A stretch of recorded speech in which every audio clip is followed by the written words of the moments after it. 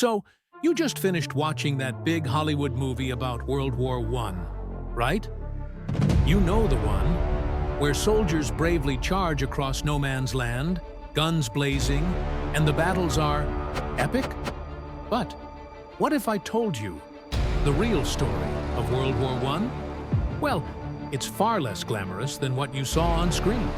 In fact, a lot of what you've been told is straight up wrong. I know, it sounds shocking, but let's pause for a second. The idea that the war was all about trench warfare, soldiers stuck in the mud, fighting to a standstill, it's true, but only part of the story. Yes, those trenches were real, but there were also breakthroughs, like the Battle of Amiens in 1918, where the Allies shattered the German lines. Now, about that Christmas truce of 1914. Sounds beautiful, right? Soldiers laying down their guns, singing Christmas carols, maybe even playing a game of football? Well, the truth isn't nearly as rosy as that. The reality is much darker, much more complex. And I'm here to tell you exactly why. In this video, we'll expose 10 major myths about World War I. From the so-called heroic charge of the Light Brigade, which, trust me, was nothing short of disastrous, to the way the war actually ended on November 11th, 1918, not with a victorious bang, but with painful, harsh realities. You'll also learn the truth behind figures like General Erich von Falkenhayn, whose failed strategies led to so many unnecessary deaths. And don't even get me started on the stab-in-the-back myth, which twisted Germany's defeat into a false narrative of betrayal, when, in reality, they were defeated on the battlefield. These myths, they've been passed down for over a century, shaping the way we understand the war. But guess what? It's time to set the record straight. Stick with me as we uncover the real history of World War I and challenge everything you thought you knew about the Great War. Myth number 10. The war was fought over one event: the assassination of Archduke Franz Ferdinand. It's often said that World War I began because of the assassination of Archduke Franz Ferdinand of Austria-Hungary in 1914. It's one of the most well-known stories of the 20th century. One man's death, and the entire world falls into war. But how much of this is true? Most history books and movies make it seem like that single act was the trigger that set off a global conflict, with nations rushing into war in a frenzy of outrage. The reality, however, is far more complex. While the assassination of Archduke Franz Ferdinand was indeed a catalyst, it was only the spark that ignited a long smoldering fire of political, military, and economic tensions. These tensions had been building across Europe for decades, fueled by a web of complex alliances, nationalism, and imperial ambitions. The assassination in Sarajevo didn't just happen overnight. It was the outcome of years of rivalries and power struggles among the great European powers. The truth is, the assassination wasn't the cause of World War I, it was just the trigger.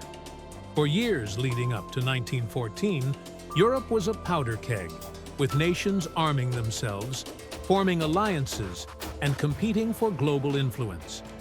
The European powers were locked in a delicate balance of power, each one fearing the other's rise.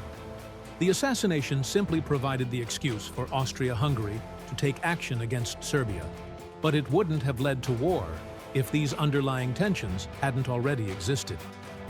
For example, the system of alliances had created a situation where one country's conflict quickly involved many others. When Austria-Hungary declared war on Serbia, Russia mobilized to protect its Slavic ally, which led Germany to declare war on Russia. France, bound by alliance to Russia, entered the war soon after. And then Britain, worried about the balance of power in Europe, joined in after Germany invaded Belgium. Myth number 9. Trench warfare was just muddy. Poor conditions with little to no action. When we think of the trenches of World War I, we often picture them as stagnant, miserable pits. A place where soldiers simply waited, drowning in mud, hopeless and isolated. It's easy to imagine them stuck there for days, doing nothing but enduring harsh conditions. No excitement, no action, just the endless torment of being trapped in waterlogged ditches, cut off from the world above. This image has been burned into our minds by popular culture, hasn't it? But here's the truth. The reality was far from this oversimplified image. Yes, life in the trenches was brutal. It was harsh. It was painful. But it wasn't just about suffering. It was about survival. Constant, relentless survival. Trench warfare was highly strategic. Soldiers didn't just sit around. They faced constant action. Raids, artillery bombardments, sniper fire, sudden attacks. The very air was thick with danger. Death was always close, always lurking. This wasn't some stagnant place where soldiers did nothing but suffer. This was the front line, the most dangerous place on Earth at the time. Trenches were a battlefield where survival was determined by constant vigilance, rapid responses, and quick thinking. It was a place where soldiers didn't just wait for battle. They lived in it.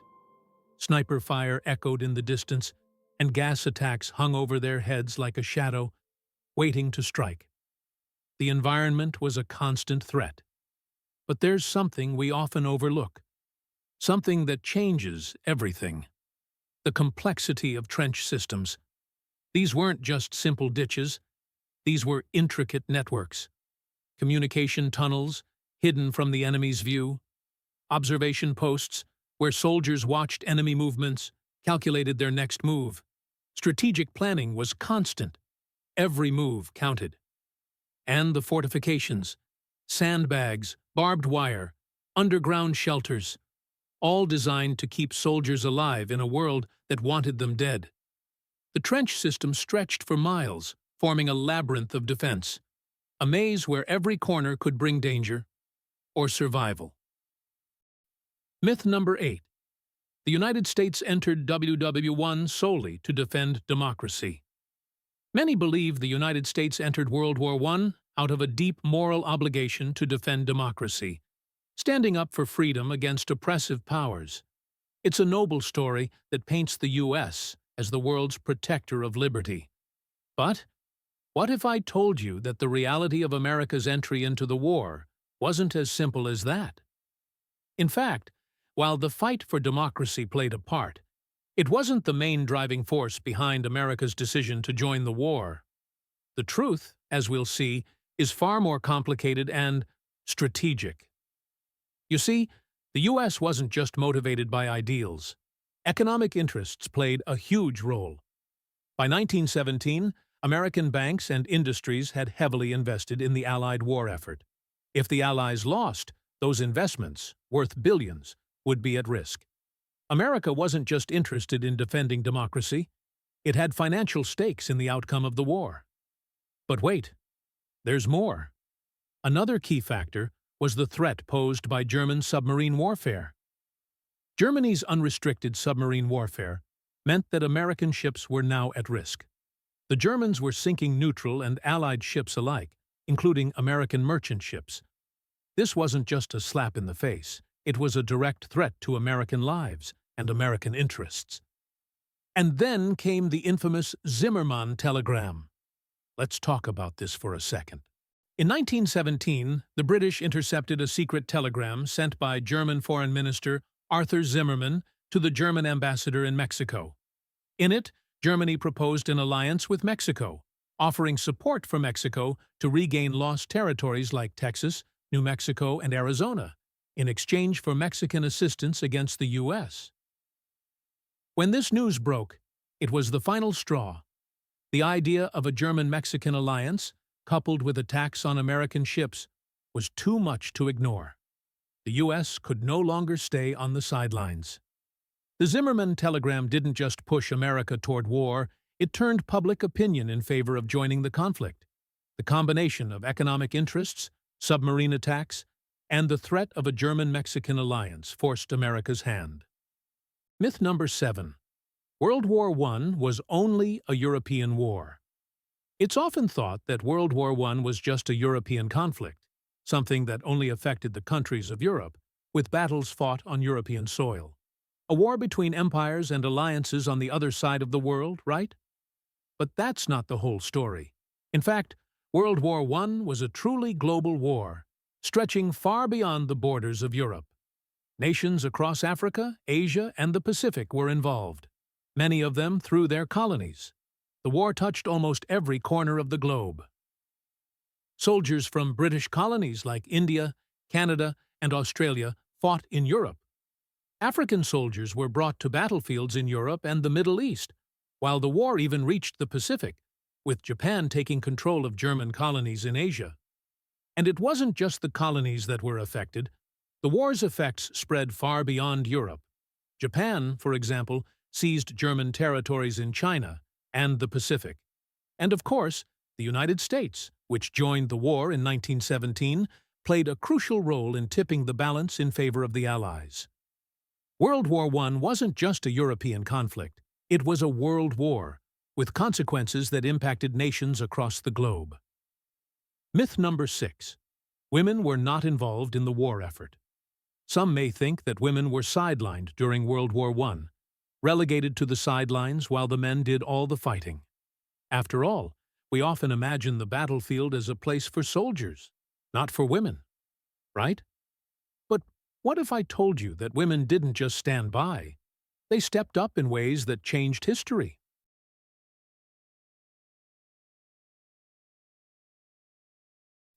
They worked in factories, producing weapons, ammunition, and supplies. They served as nurses on the front lines, risking their lives to care for the wounded. And at home, women filled roles in agriculture, transportation, and even in offices, managing the economy and keeping things running while the men were away. But the impact of women during WWI wasn't just about filling in for men. It was a key turning point in the fight for gender equality. The war showed that women were capable of much more than traditional roles had suggested. In many countries, this new visibility and contribution laid the groundwork for the suffrage movements that followed, earning women the right to vote in several nations shortly after the war. World War I didn't just change the global political landscape, it changed the role of women in society forever. You've just learned the truth behind some of the biggest myths in history.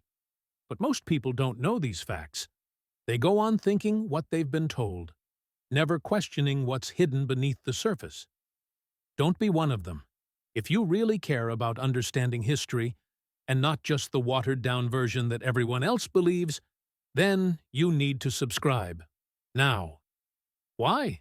Because if you're not part of this community, you're missing out on the real story, the story that's too often left untold. By subscribing, you're not just a viewer. You're a part of something bigger. You're making sure that these truths get heard, that the myths are debunked, and that history doesn't get rewritten by the loudest voices. So, hit that button now, or keep walking around in the same fog of history you've always known. Your choice. But remember, the truth doesn't wait for anyone. Myth number 5. The war was all about fighting over land. Many believe World War I was all about territorial conquest, nations fighting to expand their borders and claim new lands. It seems like a simple enough story, a war between empires, each one vying for more territory. But the reality is much more complex than just a fight for land. World War I was about so much more: political alliances, military strategy, and the race for industrial supremacy. The war wasn't simply a territorial grab. It was a battle for influence, power, and survival among some of the world's greatest empires. The causes of the war were deeply rooted in shifting alliances between nations, fueled by rising nationalism and the desire to maintain military superiority. The key players weren't just concerned with land, they were concerned with balance. The intricate web of alliances and the competition for military dominance created a volatile environment where one wrong move could trigger a massive global conflict. Myth number 4. The war was a short and decisive conflict. It's often thought that World War I was a quick, decisive war, a brief clash between nations that would be settled in a matter of months. The image is of a fast and furious conflict, a war that would end quickly, with one side emerging victorious. But the truth couldn't be further from this. World War I lasted 4 long, grueling years.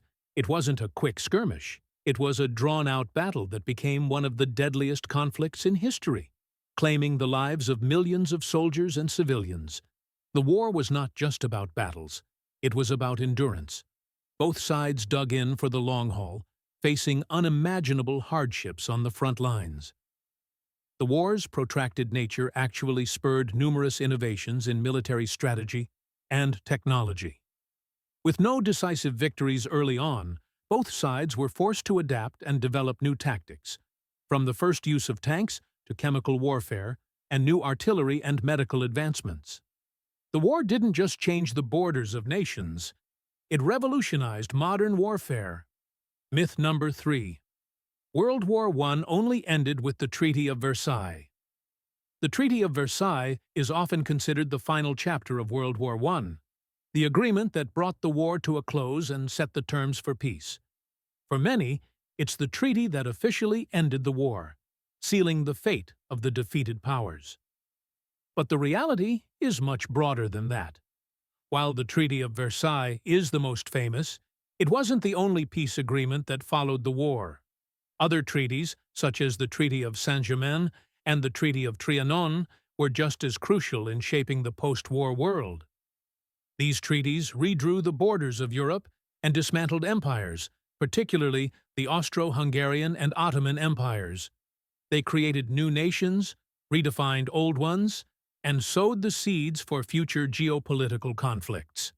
The Treaty of Versailles might be the most well-known, but it was only one part of a much larger effort to reshape the world after the devastation of World War I. Myth number 2. Gas warfare was the worst of World War I's weapons. Many believe that chemical weapons, like mustard gas, were the deadliest aspect of World War I.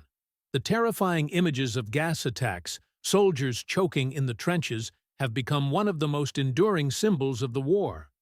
But the truth is, gas attacks accounted for only a small fraction of the casualties. While horrifying, chemical weapons weren't the primary killers on the battlefield. In fact, they were far less lethal than other weapons like machine guns, artillery, and rifles. These conventional weapons were responsible for the vast majority of the millions of deaths during the war. The technological advancements of World War I turned it into one of the most brutal conflicts in history. The introduction of rapid-fire machine guns, massive artillery bombardments, and new explosives made the war incredibly deadly. While gas was a terrifying innovation, it was the relentless power of conventional weapons that truly defined the scale of destruction. Myth number 1. World War I was the war to end all wars. One of the biggest myths about World War I is that it was the war to end all wars. The idea that, after the devastation of such a catastrophic conflict, the world would never again experience something like it. The hope was that this war would somehow fix everything and bring lasting peace. But the truth? Far more grim. While the end of World War I marked the cessation of active combat, it didn't end the underlying tensions that caused the war in the first place. The Treaty of Versailles, which was supposed to bring peace, did just the opposite. It planted the seeds for World War II. Instead of truly resolving the political and economic issues, the peace settlements imposed harsh penalties on Germany, humiliating the nation and crippling its economy. This created fertile ground for the rise of extremism and resentment. The Treaty of Versailles didn't bring peace. It sowed chaos, anger, and division that would explode again just 2 decades later. The peace settlements failed to address the root causes of the war. Nationalism, imperial ambitions, and the competition for military supremacy remained unresolved. Germany's economic collapse, the rise of fascism, and the instability in Europe were all direct consequences of the flawed peace agreements. Rather than creating stability, the settlements guaranteed further global instability, which inevitably led to World War II. So, no, the myth of the war to end all wars was not only false, but tragically naive. These were just a few of the many myths surrounding World War I. As we've seen, the true story of the war is far more complex and fascinating than commonly believed. From misunderstood causes to the aftermath that shaped the world, history often has layers we don't see at first glance. If you found this video interesting, don't forget to like, subscribe, and comment below with any other myths you've heard. Let's keep the conversation going and uncover more hidden truths together. Your thoughts could change the way we all look at history. Thanks for watching, and remember, history is often more surprising than we think. Stay curious, and we'll see you in the next video.